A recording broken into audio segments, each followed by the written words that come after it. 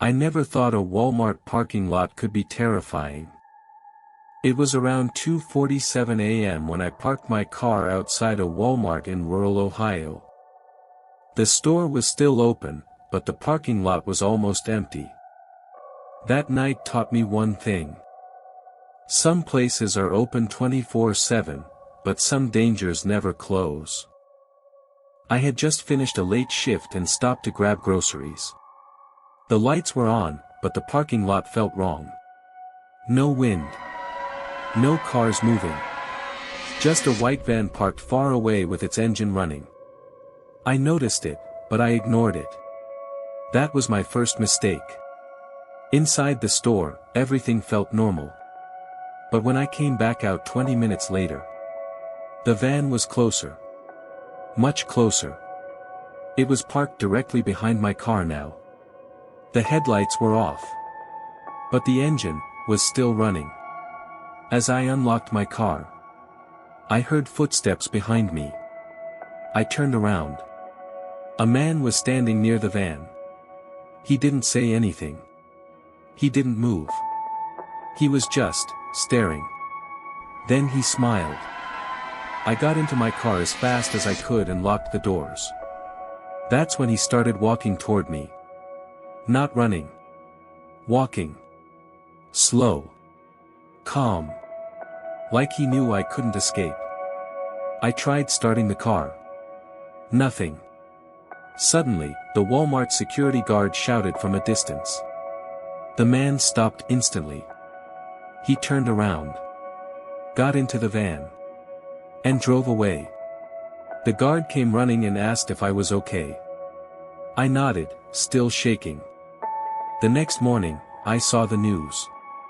A white van matching the exact description was involved in multiple abduction attempts across 3 states. But what froze my blood was the final detail. The suspect always waited for people whose cars wouldn't start. Later that week, a mechanic told me something terrifying. My car had been tampered with. Someone had disconnected the starter wire. And judging by the time stamp on the parking lot CCTV, the man had done it before I even entered the store. So if you ever find yourself alone in a late-night Walmart parking lot, don't ignore that strange van. Because the scariest part isn't being watched. It's realizing you were chosen. In a town where nothing ever happens, something has been buried long enough to be forgotten. But secrets don't stay silent forever. They wait beneath the floor. Brookvale was the kind of town you could cross in 5 minutes and know everyone in 10. One diner. One gas station. One church bell that rang every morning at 6. People here trusted locks less than they trusted each other. And at the edge of town stood the Carter house. Old. Quiet. And empty for as long as anyone could remember. Until last winter. When Ethan Miller moved in, no one asked why he chose Brookvale. People escaping something always pick places like this. The house came cheap. Too cheap. The realtor never mentioned the basement. On Ethan's first night, the house breathed. Not the kind of sound old pipes make. This was slower, heavier. At 2:17 a.m. Ethan woke to a thud beneath his bed. Once. Then silence. He told himself it was imagination. Old houses settle. But the smell didn't belong to an old house. It smelled damp. Metallic. Like rain mixed with rust. The basement door sat behind the kitchen pantry. Painted over so many times it looked sealed shut. Ethan noticed something strange. A lock. On the outside. Who locks a basement from the outside? At the diner, Ethan asked casually. Anyone know about the Carter house? The room went quiet. A waitress dropped a fork. An old man shook his head. Finally, someone whispered. Basements should stay closed. That night, the thuds returned. Louder. 3 knocks. A pause. Then one more. Like someone counting. Ethan forced the basement door open. The stairs descended into darkness so thick it felt solid. The air was cold, unnaturally cold. At the bottom sat a single chair. Bolted to the floor. Scratches lined the walls. Not random. Tally marks. Hundreds of them. Then Ethan saw the photographs. Polaroids taped to the concrete. Every one showed the same basement. Different people. Same chair. And in every photo, someone stood behind the camera. On a dusty table sat an old cassette recorder. A label read, "Play when you move in." Ethan pressed play. Static. Then a calm voice. "Welcome to Brookvale. If you're hearing this, it means you were chosen." Ethan's blood ran cold. The voice continued. "Every town needs a place to put its sins." The recording explained everything. For decades, Brookvale had made people disappear. Drifters. Outsiders. Anyone who asked too many questions. The Carter house wasn't abandoned. It was assigned. Each new owner became the caretaker. The listener. The jailer. The recorder clicked off. Behind Ethan. The basement door slammed shut. Ethan screamed. No echo answered him. Footsteps sounded above. Multiple. Calm. Unhurried. A familiar voice spoke through the door. The realtor. "You understand now, Ethan.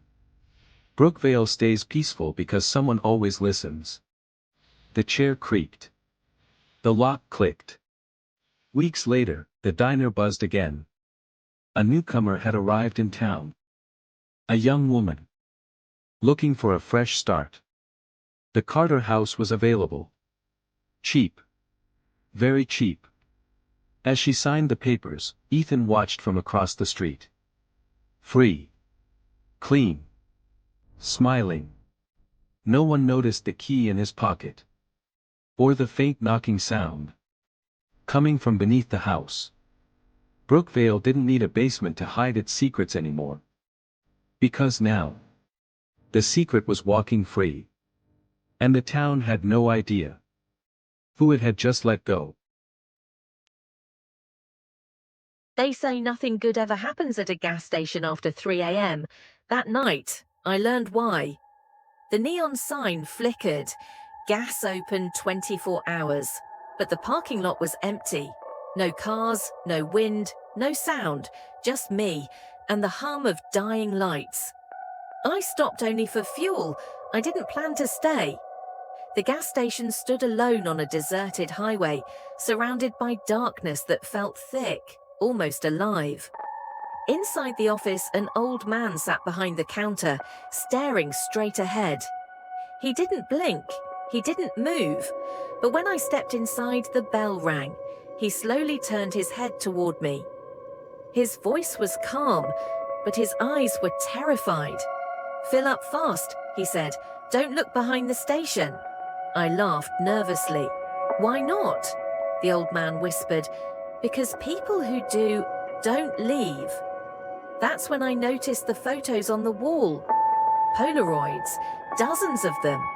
Each photo showed people standing at the gas station at night, different faces, different years. My stomach dropped. I was in the newest photo, taken from behind, taken seconds ago. I ran. I didn't think. I just ran. Outside, the air felt colder. As I pumped gas, I heard footsteps behind the station. Slow, dragging. A shadow stretched across the ground, too tall, too thin, not human. The gas pump suddenly stopped. That's when the old man screamed, "Don't turn around!" But I already had. Behind the station stood figures frozen in place, faces empty, eyes dark. They looked familiar because they were the people from the photos. The The truth hit me too late. The old man wasn't warning me. He was trapped just like them, just like me. As my vision faded, I felt myself go still, my body freezing in place. The gas station sign flickered once more, a car pulled into the lot, the bell rang, and now, I'm the one behind the counter. Gas station at 3 a.m. is always open, but it never lets you leave.